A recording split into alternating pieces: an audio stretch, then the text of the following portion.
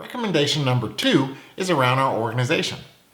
What we always talk about is executive sponsors. So we definitely need to have an executive sponsor on the leadership leg of our triangle.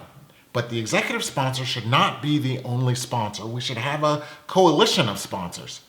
People that span the business outcomes that we've outlined so that we have ownership in different areas. And this should be driven by the business, not IT. We don't want to hand off whether the right things are happening just to our IT team. Everybody has a role.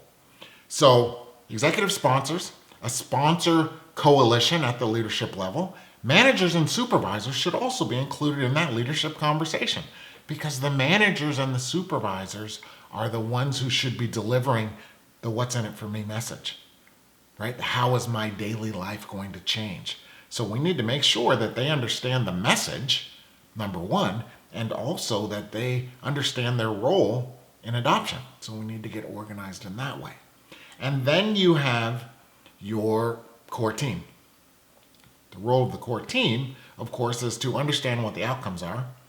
They have to understand how the business works. They're there for a reason as a subject matter expert. But they have to also understand how the tool works.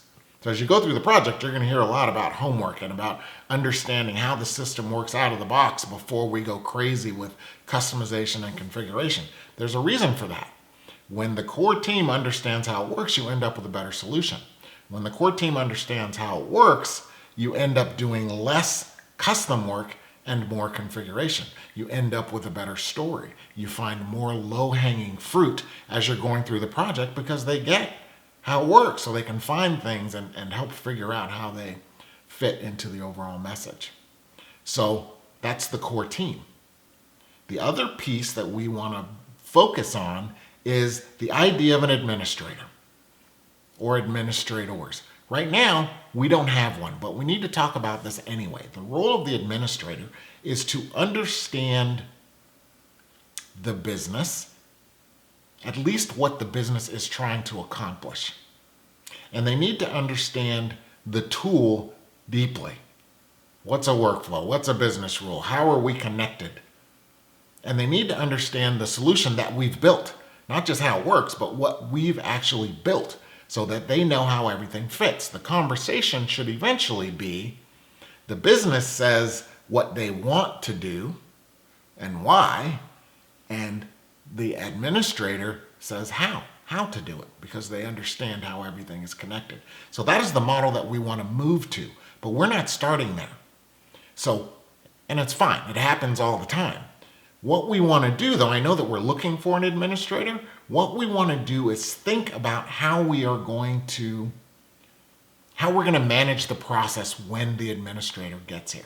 When the project starts, what's going to happen is the Alithia team is going to be doing more of the configuration and bridging the gap that's created by the absence of your own administrator. But at a certain point, that administrator is going to show up. And what we want to think about is how do we quickly get them up to speed, not only on the application if they don't know it, but also on what's been built so far so that they can jump in, hit the ground running, and begin to contribute to what's happening throughout the project.